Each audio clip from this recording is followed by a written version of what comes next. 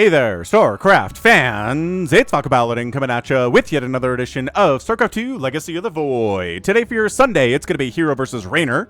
It's a wardy replay. Top left, it's going to be herO. Bottom right, going to be Reynor, a PvZ. Between two excellent players. Reynor is a world champion. herO is a GSL champion. Woof! So, let's go ahead and see who is going to come out on top here today. Yeah. Terran is pretty much winning everything in 2023, which nobody saw coming before the last balance patch. But, so, I don't know. Protoss and Zerg just competing to see who is second class today. Whoosh. Hatchery down at the third expansion because of this probe. Everything is okay here. Gateway coming up. You can go Nexus first against a hatch first, but I think herO wants to do some harassment early. And Nexus first build struggled to do that. So,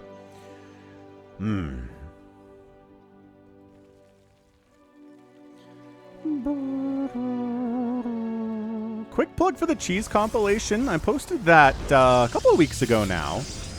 It is part of the cheese compilation playlist, if you're not sure where it is. I had some incredible cheese there, man. There's a Ghost Rush against Zerg.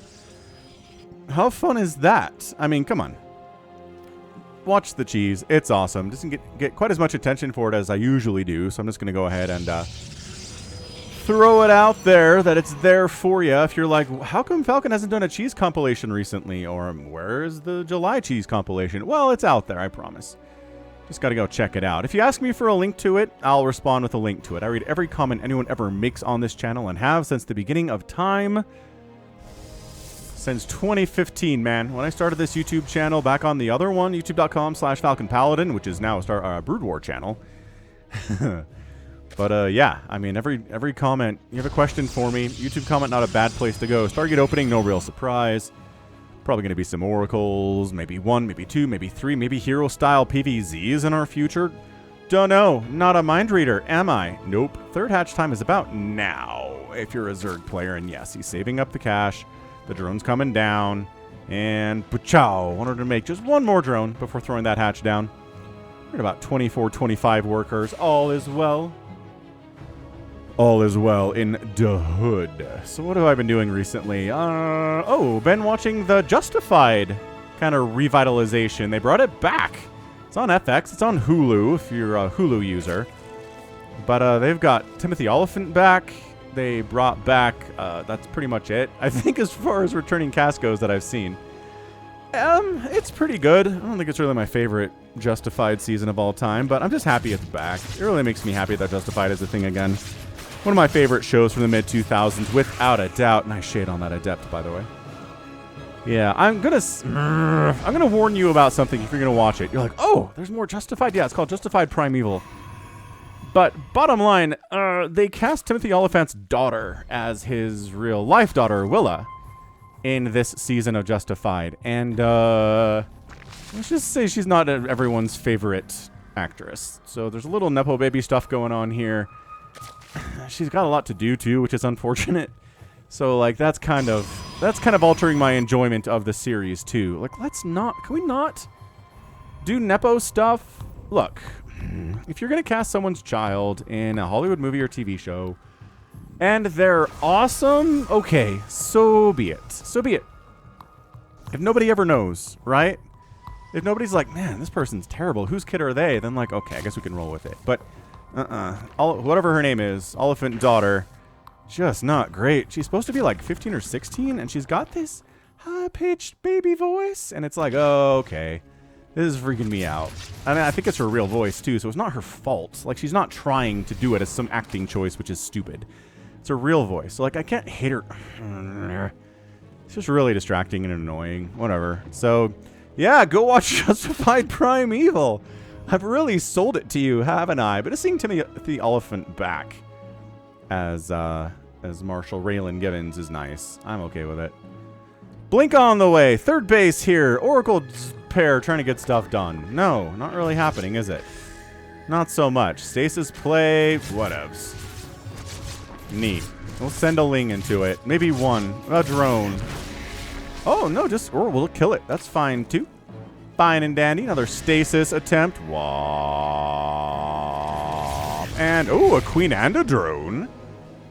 Okay, that's fine. Creep spread from Reynor. Excellent here. What's the choice? Gateway, gateway, gateway, gateway, gateway, gateway, gateway. A lot of gateways here from heroes. We're going to see Adepts. We're going to see Zealots with charge. Fourth base is coming up from Reynor because the third base of hero is like fully saturated at this point at 5 minutes. So that's cool. Totally normal. Worker count 58 here from Reynor. Ling's just trying to make sure that nothing gets behind this mineral line. They are ready and waiting. Creep spreading across the universe. Yeah, what are our tells here? Blinkstalkers? That's not really a build against Zerg, right? Blinkstalker all-ins are a thing against Terran. But against Zerg, you can't just win with Blinkstalkers, unless you're at the diamond level, in which case you can. I have lost 2 Blinkstalkers before as a Zerg player, and it's just like, just in the hands of someone who knows what they're doing, which is really frustrating to come up against somebody who's like really skilled in some way in diamond. Because you're like, come on. None of us are pros here. Why are you really good at something? Why are you incredible with, like, you know... Why are you amazing? Ooh, nice snipe there. Why are you incredible with Blinkstalker micro? Lame. That's my opinion, anyway. Get promoted. Get out of here with your incredible display of how to play Protons. Right, so, War Prism. No Resonating Glaive, no charge. What is this? Remember when I was like, Blinkstalker's not a build? What if it sort of is? It's only 2 oracles, so it's not hero-style PvZ. And then you, like, warp in a bunch of Stalker. Okay. Hero was like, shut up, Falcon. Blinkstalker's totally build against Zerg. Watch me. And it's like, do you have enough Lings to handle this? Oh, yeah, Stasis. Oh, that backside attempt to get a surround absolutely shut down. That is woo-wee hero. He's gonna get this base. He's gonna get this base. Look at him. He doesn't even want the base. He's like, I want the queens, but fine, I'll take down the hatch. Whatever. And the Lings trailing in like idiots. Queens trying to transfuse each other. Lings can't get any kind of surface area on these. No, this is not working. But hatch down, drones down. Blinkstalkers don't want to fight against, I guess, this many Lings and Ravagers with their extra range. Alright, so off creep, the Lings don't want to chase. Nice. So hero getting his own 4th base here at the 11 o'clock after killing Reynor's 4th base. I would say hero's a bit ahead at this stage of the game, getting charged, getting another warp prism. No, the first one died, yeah? But the first one got killed thanks to the queens. Maybe the Ravagers got it. I don't know. Oh, I like this Ling counterattack. That's a cancel on the 4th Nexus. Huge. +1 attack Lings at this stage of the game are pretty effective. But they're not good enough to stay here and win the game. So they're like, okay, we got our damage. Let's get out of here. Oracle, more stasis-y stuff. Corrosive Bile, no stasis. Get out of here. I thought I was going to go after the Warp Prism. It's not moving. You could probably Corrosive Bile this thing down and hero would not notice. Oh, look what we found over here. A little forward warp gate with Zealots at it, waiting for charge to finish. How nice. No, but seriously, this Oracle's not moving. I know that Corrosive Biling stuff that can move is a cardinal sin. Like, okay, I guess we're going to bring the queens in to try to kill it. That works. That works, you know, better than Corrosive Bile if hero's paying attention to it at any level anyway. Okay, so hero gets his 4th base back up. Reynor got his 4th base back first, though, and that's really big from Reynor. He needed that. He needed to force a cancel on that 4th, and he did. Dark Shrine on the way from hero.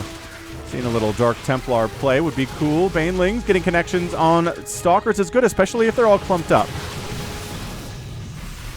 Especially if they're all clumped up. Creep spread pushing.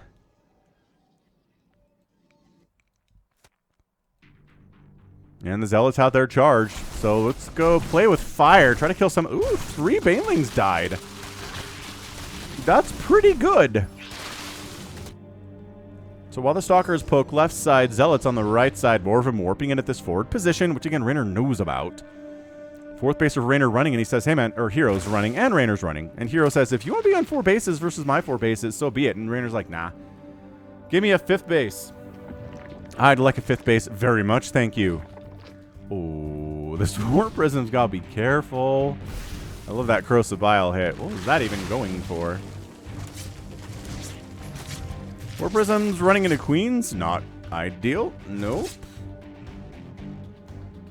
The Stalkers are like, I don't know what to do with ourselves here. Adrenal's on the way from the Zerg. Archon's being added into the mix here as well.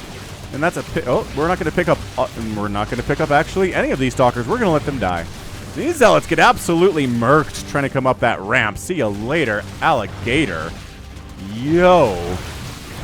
Roaches, Adrenal, Banelings, missile attack upgrades, and forward Warp Gate gets wiped out by Reynor after killing that attack as easy as pie. All right, man. So, Reynor, here we go. He's doing all right. He's able to save that 5th base. He's dealing with the Warp Prism stuff better now than he was the first 5 to 10 minutes of the game. And by that, oh boy. Canceled hatch. Yeah, 5th base gets canceled. After I was almost done, too. That's so frustrating. I guess it's moderately better if you kill it. I don't know. Killing it after it's done is better for herO, but just a little bit. Not really that big of a difference, I don't think. Not enough to be game-altering at all. Yeah, Stalkers are like Roach, Ravager, Baneling, and Bane, and Zergling. Pretty good. Dude, no force fields. All you got is that blink. The Banelings are trying not to explode on the Archons, but they kind of had to. Taking down that War Prism shield battery. Denied. We got Archons. We got... Oh, that's a free Immortal, though. That's huge. And this Archon's going to die, too. Dude, Roach Ravager is pretty good. Oh, on the other side, though, we got Zealots having a time. Running into this main base. Uh-oh, warping in more Zealots over here, forcing the army of Reynor to come home and deal with these dudes. Okay, that group wiped out. This group just killing roaches casually, as you do, as they come out of those eggs. All right, picks up a couple, and Reynor saves it. So, no bases die from herO, but 17 probes have died, 9 drones have gone down. Resources lost here, 12,000 to 14,000. Actually, Reynor has more resources lost, which is a bit surprising. So, kind of just a stalemate there, right? A lot of stuff dead, but every base stayed alive. A few workers have died, but nothing that can't be overcome with the power of macro, which both these players have. Reynor's got a 5th base, herO's got a 4th base. Nothing too insane has happened yet. It's a lot of Archons, but you know, that makes Roach Ravager better the more Archons you have. Having the Immortals back there is amazing against the Roaches, but that's why there's Ravagers, you know? The Banelings have a hard time getting anything done against this just because the Archons and the Immortals take about 18 Banelings each to kill.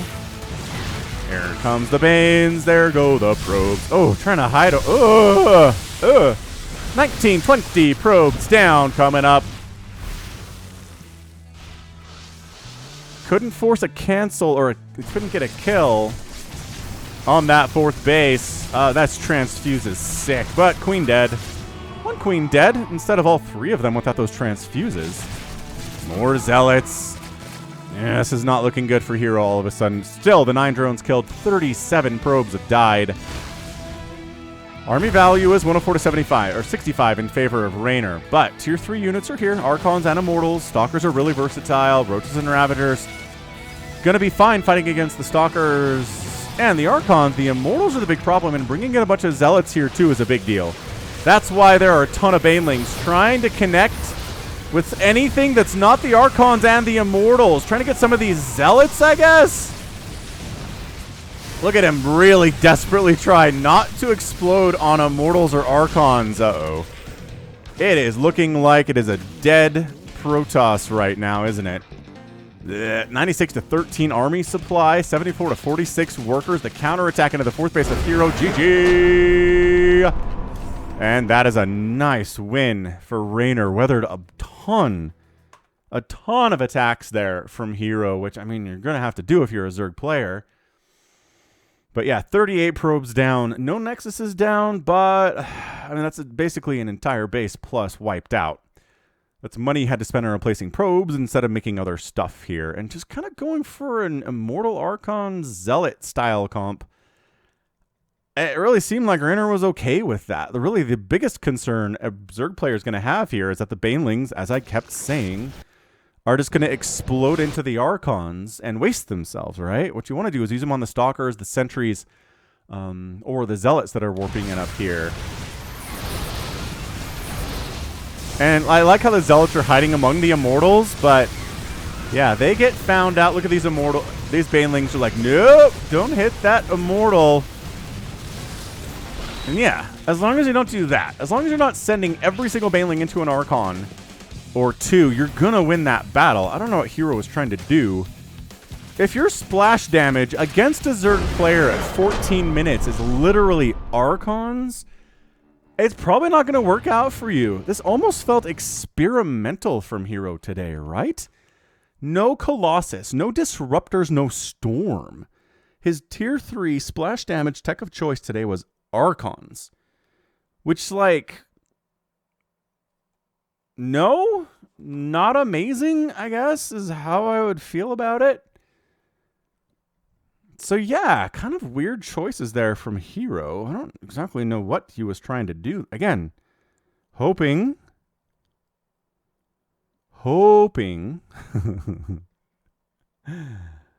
that our guy Reynor would just screw up with his baneling control. Anyway,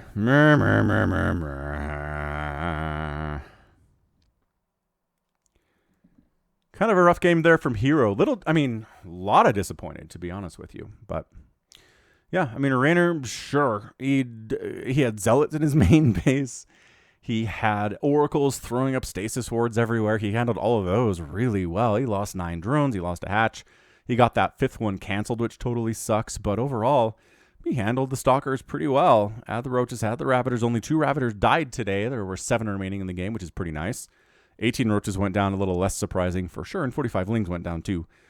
250 Lings went down, I apologize. 30 Roaches died and 250 Lings died. Yeah, these were the brunt of the damage. So GG, well done, Reynor gets a win here today for your Sunday, and that's going to be it from me. All right, so this has been Falcon Paladin coming at you with yet another edition of StarCraft 2 Legacy of the Void. Go ahead, hit that like button, hit that subscribe if you like what you saw and what you heard today. You can also catch me on Twitter, Facebook, Patreon, and Twitch, all at /Falcon Paladin. And until next time, as always, thank you so much for watching. You take care of yourself.